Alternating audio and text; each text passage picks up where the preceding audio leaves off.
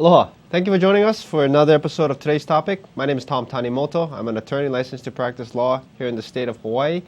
And I would like to thank my good friend, fellow attorney, and producer of this show, attorney Bobby Bautista, for the opportunity to be a part of this program, and obviously for all of the hard work and time he puts in to create the shows that we have. And today, on this episode, you may want to look back at our prior episode where we had Mr. Chuck Boller, Executive Director of the Hawaii International Film Festival, for sort of a preview and synopsis of some of the things he does and what's involved with the Hawaii International Film Festival. But today we have him back again for another segment. And again, Chuck, I'd like to thank you for joining us. Thanks, Bobby, also. Good producer. And so last episode, we sort of talked about the Hawaii International Film Festival generally. We talked about what an independent film was. And I think what we managed to do, and especially even for my own edification, what I managed to learn was I managed to overcome my personal mistaken belief that an independent film is sometimes just this cheesy, really low budget, improperly dubbed, mistimed, just a junk little movie that someone put together. That is incorrect. Right. Yeah, absolutely. It might have been a tiny bit correct 20 years ago, but no, it's not. And one of the major reasons is technology. New technology is so extraordinary that all of that's in the past.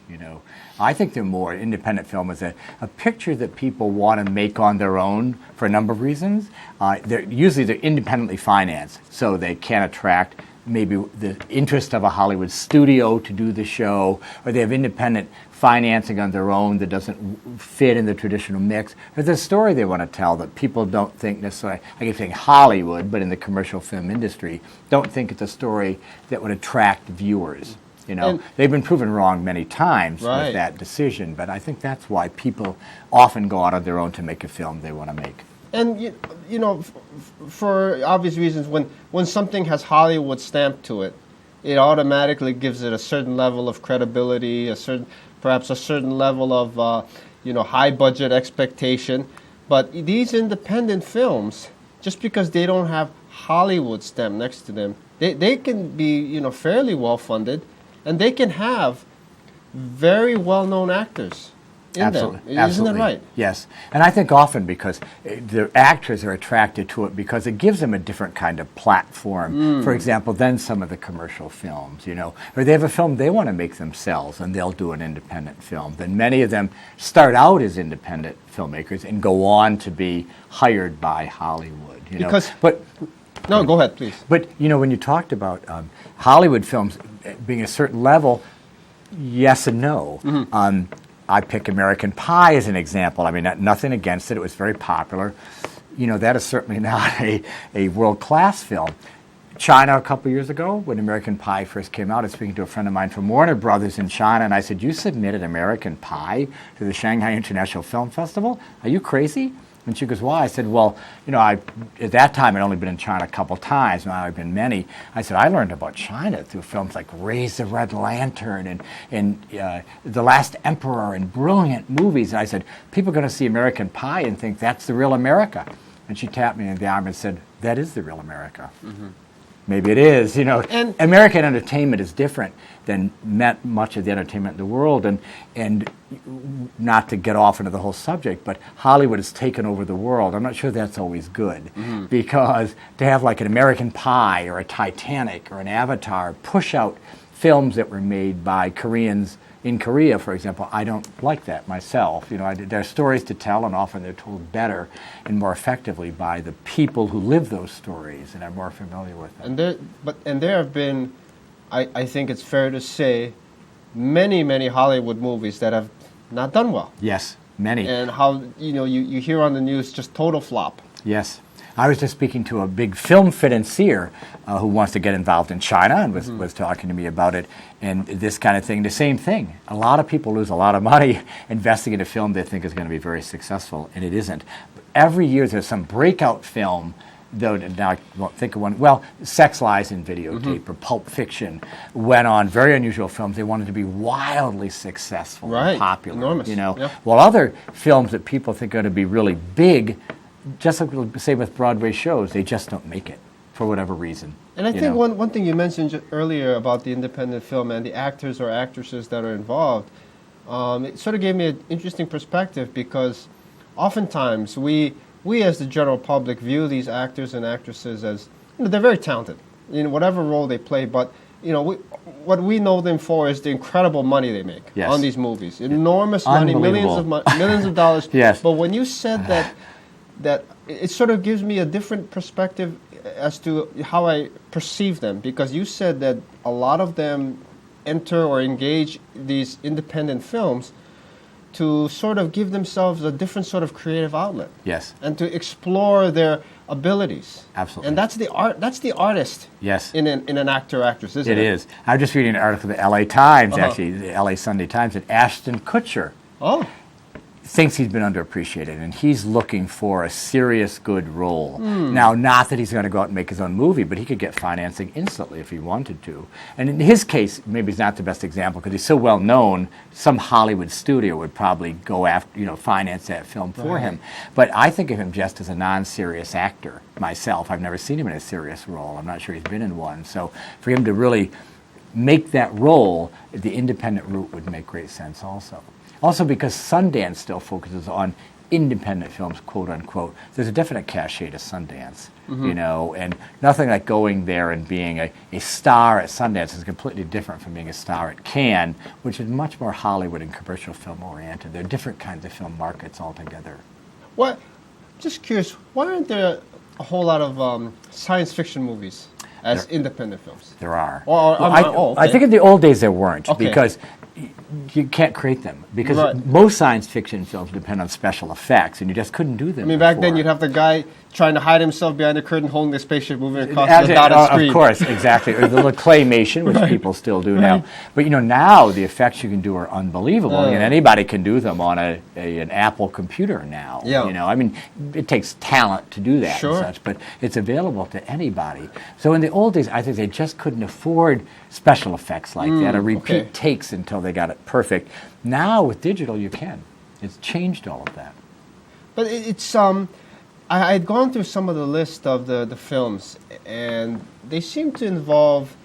Well, maybe I'll just ask you, what kind of themes are pervasive, as far as the independent films are concerned? Now, I wouldn't be wrong in saying you're not going to find a lot of just action hero type movies, right? Well, so far you haven't, and I think, again, the reason is because of the challenge to do those well. Like, you couldn't do Avatar as an independent film, because unless you just were some billionaire who wanted to fund that film, people haven't been able to, you're not to duplicate have Star those Wars, things. You're not going to have Star Trek. Exactly. But now you can get awfully close with the kind of films you do, can be incredibly sophisticated, because of the things. And I think you actually will see more special effects and things you never saw before. People will take chances. Also, Hollywood is very special effects oriented. Yes. International cinema isn't necessarily as action or as super like Avatar oriented. Not that they can't be. Like Korea will sometimes imitate Hollywood and sometimes not. They'll have some of these big pictures like that. The Host we showed a couple years ago, a science fiction film. But otherwise, the foreign films have been traditionally more of a, fewer special effects and such like that, And I think when they imitate Hollywood, they become more like that. But otherwise, they just don't use them as much. They don't need them to tell their stories as well. Also, I've found that international cinema often is more realistic than some of the quote Hollywood unquote films, because they tell real stories. There's not always a happy ending. Often Chinese films have a very sad but very realistic ending. The hero dies, and the family is miserable, and that's the end.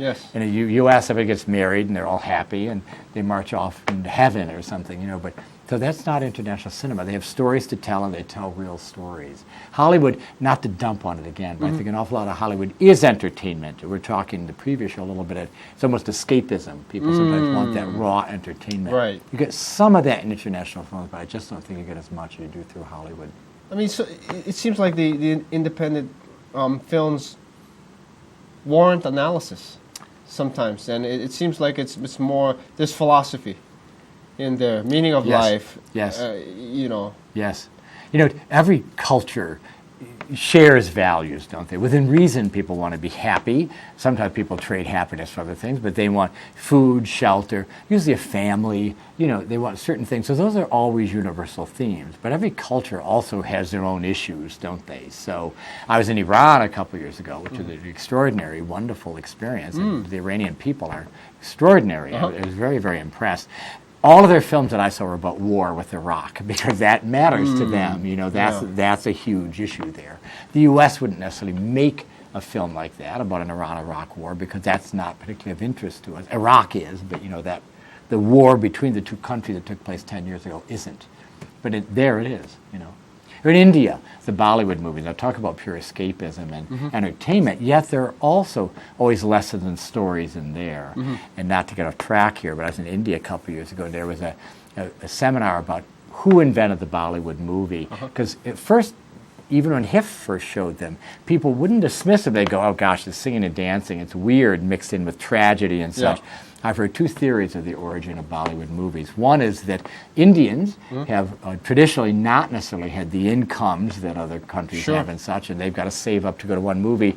In that movie, they want it to be 3 hours, and they want it to be full of pain and happiness and sadness, every experience life has. India, a couple of years ago, I also heard another theory was traditionally in India, the old days, storytellers would go from town to town. They would sing and dance, then they'd tell a story. Then they would play an instrument. Then they would tell a happy story and a couple of jokes. Then they would dance again. So that both of those, I think, combine for Bollywood movies. But so far, Bollywood movies have only come out of India.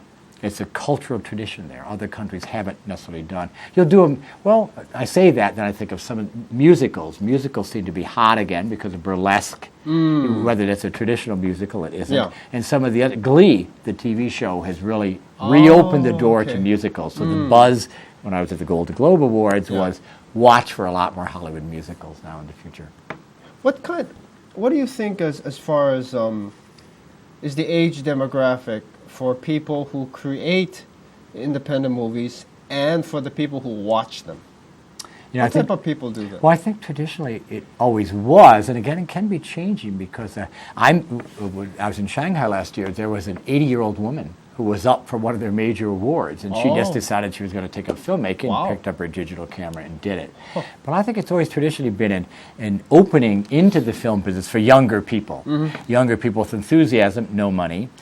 Younger people who know how to use the equipment. They get all their friends to act for free in each other's films and such. So they've always come from that way. And younger people have always had perhaps slightly different stories to tell because of their experience level and such than older people. So the audience for independent cinema used to be more youth-oriented. Now it's not necessarily, you know. Michael Moore started out making independent films, a great documentary filmmaker. Of course, now you could call him a Hollywood filmmaker. He still does start out independently, but all his films are distributed by Hollywood. And he's the fellow, when his film won Cannes, the Palme d'Or at Cannes, he almost single-handedly opened up the commercial film business to documentaries. Because usually a documentary would play in a film festival, then where would it go? It would go to public television or the Nature Channel or Discovery or something like that. Now, they're showing documentaries in theaters. It's a great success. A mainstream movie. Exactly. Right. Yeah, they become mainstream films now. And it's very controversial. Very. And often, I think because it is controversial, they've had to be independent films. Because does Hollywood want to touch some subjects? Not necessarily. They want to make money. Also, not to always dump on Hollywood. It seems like we are, but Hollywood is business-oriented. It's money.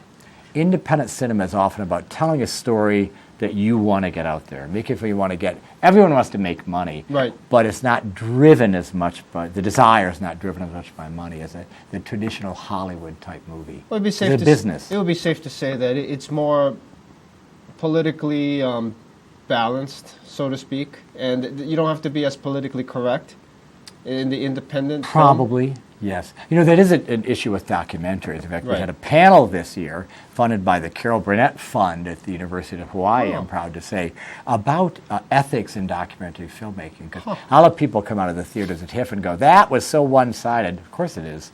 You know, it was made by a filmmaker. Feature films are one-sided if you think of it. but because they're not documentaries, quote unquote, you don't necessarily realize they always have a point of view. But what film doesn't have a point of view or is advocating something, right? You and I were talking about The Passion of the Christ before we went on the air.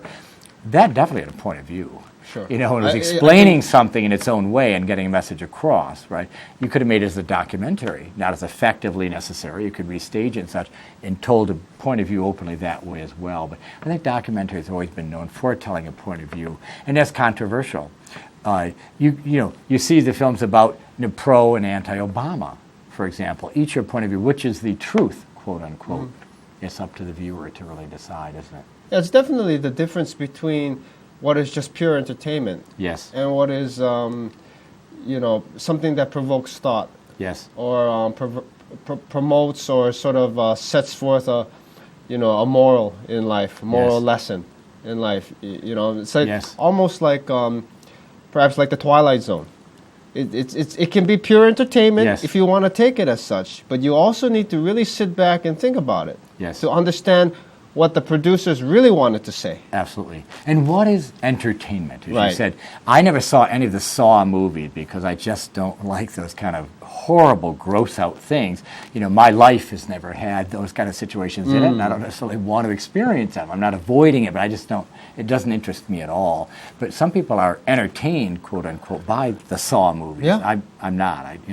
I'm more entertained by, it can be a very sad movie, a very deep moving film. You don't always have to leave the theater happy, but it's entertaining because it moves you emotionally and takes you to a space for 2 hours that you wouldn't necessarily be in. That's entertainment to me. Let's talk about the independent film. How many of the producers are students in college? A lot more now, and especially because I think they're the ones who have mastered the digital equipment. I've mastered my iPhone, but I still haven't mastered my Mac. For example. For example, our University of Hawaii. Yes, it has a film theater class. Very good school. The Academy for Creative Media, and they call it Academy for Creative Media because beyond filmmaking, there's gaming, for example, which is actually a bigger industry in the world than film is. More money generated annually through gaming, which makes sense, than through films. Also, films and gaming are very connected. Gaming's really movies, isn't it, in the game format. And Tron, I think, started as a game and then became a movie and vice versa. But the Academy for Creative Media is an excellent school, and it was a missing link to film in Hawaii, because Hawaii is one of the few states, actually, where you can start as a very young child in schools. I'm proud to say I'm on Olele's student advisory board for their wonderful competition they have. It's amazing. Little kids are making extraordinarily sophisticated movies. They haven't been, I say, ruined by formal training. Oh, you can't do that. Like, well, why not? They shoot whatever they want to. They tell whatever story they want to. It's amazing. You can start as a little child, and you can go all the way through the system here in school, and you can then go on to the Academy for Creative Media and have a full film career here. But we have a special section in the festival just to show the Academy for Creative Media films. And we've been so impressed by them at HIFF, and so have our audiences. We have a partnership with the Shanghai International Film Festival in China. And one of the programs we're very proud of is 6 years ago, we worked with the Academy for Creative Media and Shanghai International Film Festival to work with film schools in Shanghai on student and professorial exchanges. So every June, 5 or 6 students from ACM go to China with me and with officials and instructors from Academy for Creative Media, particularly Ann Misawa, who has been the moving force. She's a professor extraordinary filmmaker at ACM and has helped form the SMART program, Student Media Arts Exchange Program, that's incredibly popular. So when they're in China for a month, they make several co-productions. They then show them the following October at HIFF. The students come over here. And when they're in Shanghai, they show the films previously made in Hawaii. So this last October at our festival, we had 6 Chinese students who did co-productions here, plus showed their own films. In Shanghai in June, we'll show those co-productions in China. So it's a unique program, I'm proud to say, that no other film festivals have except our 2. I've been approached by everyone from Cannes and Berlin and Toronto and Tokyo. They all want to do the same thing. I just don't think ACM has enough films or students to keep up with it, honestly. But they could. Now, you mentioned Shanghai. Are many of the, for example, the martial arts types movies, and I think, that's pure entertainment, but there are certain messages deeply involved, life lessons in there. Absolutely. The hero dying at the end, it's just tragic. Yeah. Many of those are independent films, aren't they?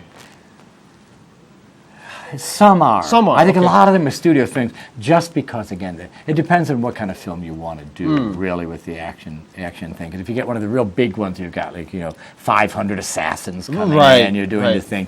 But I think they've really started out in Hong Kong. I mean, each of the Asian countries has its own kind of martial arts. They've always been very significant in their films. I mean, those late night kung fu movies you and I used to watch way back when. Those are just a pure, entertainment, but independent. Yes, yeah. Although Jackie Chan, the famous Chinese director, who I had the fortune of knowing a little bit, was on a panel a couple years ago in Shanghai. At first, people laughed when he said he thinks one of the greatest things that ever happened with the kung fu movies opened the world's thinking to Asian films. Yeah. I agree with him. He said, not to pick on Iowa, but he said some boy is in Iowa and goes see a kung fu film, and he's fascinated by the culture behind the film. So he's intrigued by the food they eat, the clothes they wear, their belief systems, the gorgeous women, whatever. And he then is prompted to be more curious about China or Japan or Korea, the culture, the other films from there as well. So I think he's right. Those films have actually have a message in their way and have opened the door to other Asian cinema. They have to this day enormous cult following. Oh, they're fabulous. And people will spend money to buy 30-year-old kung fu martial arts movies, and they're just incredible. And there's still great ones made. We were talking about Donnie Yen before, and Ip Man, for example. Yes. The real fellow, Mr. Ip, trained Bruce Lee, and of course went on to great. So now they're making several films about Ip Man. We've had them at HIFF. They're great films, highly entertaining. But he's a family man who's nonviolent. And so, of course, all these evil people always come to him. So you have the family values there sort of versus the evil villains who use their kung fu to bad advantages. So there are lessons of that as well, Let's just say I've created some kind of independent film. How do people get their film out? One great way is to be in a film festival, because people come to festivals. Like I was saying, we had about 350 international filmmakers and local filmmakers in Hawaii last year. They all come together, they talk, they exchange ideas, they meet each other, they work on each other's films, etc. So that's one great way of getting it out there. Traditionally, you'd go to a film festival to try to pick up a distributor who would then put you into theaters, maybe on cable and DVDs. And now with technology, you don't really need those distribution systems anymore, because people can actually, YouTube, you could have a trailer, like a preview of your film on YouTube, and people would be interested enough to actually then want to buy the DVD online. So it depends how you want to distribute it. You don't need those traditional systems. You hear them talking about something going viral. Yes. And it just picks up in 1 million, 2 million hits. It's incredible. There are those two young men in Hilo. I can't remember their names, but they're huge YouTube stars, or YouTube stars. And now apparently they're going to start making films and such, but they were launched by YouTube. They did zany kind of things in Hilo, and people started following. They've got over 1 million people caring what they do. So if they make their own film, they can distribute it over the internet, maybe get some sponsors for it if they want to distribute it for free, or charge an affordable price, and people will download it and pay for it. So they don't need commercial theaters at all. For the aspiring filmmaker, what kind of advice could you give them? Follow your dream and make your movie. Everybody has a story to tell. Some people say every story's been told. 100 years ago, someone said everything's been invented. It's going to be invented. Well, please. Same with film. Follow your dream and make your film, honestly. And there are more opportunities ever than there have been, again, because of digital technology. You can make your film for hardly any money, get all your friends to be in it, then be in their movies, and go on from there and distribute it. Film festivals are great, again, because you get the publicity. You have other filmmakers watching your film. You have press and media there watching it. If you can't do that, do it on your own. Get something up on YouTube. It's amazing the things that become popular on YouTube. And all of a sudden, 10 million people in one day will watch a YouTube segment. And the person or people who do that film are on their way after that. So it's an exciting new world with opportunities that never existed even like 5 years ago. But it's definitely that creative, different, unique element that's going to make a film these days. Because I think it would be fair to say a lot of themes are pretty much worn out. Well, I guess so. I thought that, but then there's so many different ways of telling the same story. Well, that's fair enough. Yeah. There really are. Yeah. So I don't know, because there's so many universal themes. I think, are they limited? Like I was saying before, everybody wants to, within reason, be happy. Mm-hmm. Not necessarily everybody, I guess. They'll trade happiness for comfort. Okay. Knowing there's enough food and shelter, but people want a family often. A roof over their heads, enough food and water to drink, and reasonable happiness. Those are the universal themes. So there are a lot of aspects to each of those themes, aren't there? Chuck, we have about a minute left. What is your hope and aspiration for the Hawaii International Film Festival going into the future? I would love people who don't know about it to know about it and to come to it. We've always liked it as a platform for Hawaii filmmaking, which is really taking off like never before. Last year we had 4 feature films from Hawaii. They were fabulous. They were completely different kind of films made by Hawaii-based talent, completely in Hawaii, financed by the people themselves or Hawaii-based people. So that's a great thing to do. I would like us to stay the same size we are, about 200 films, but to have even more people come to it and pay even more attention to it and really appreciate it and get involved in it. Everybody can make a film, and we'd love to show your movie. Okay, Chuck, it's been very interesting. Thank you. Thanks so much, for joining Tom. us. Really appreciate it. Okay, and to all the viewers, this has been the second segment of today's topic with Mr. Chuck Boller, Executive Director of the Hawaii International Film Festival. I think we've learned a lot about what independent films are. Hopefully we've managed to set some things straight regarding common misconceptions about what independent films are. And so if you have any further questions, I think it would definitely behoove you to check out the Hawaii International Film Festival. And for Bobby Bautista, my name is Tom Tanimoto. I would like to, again, thank you for joining us. And we look forward to seeing you again on another episode of today's topic. Until next time, bye-bye.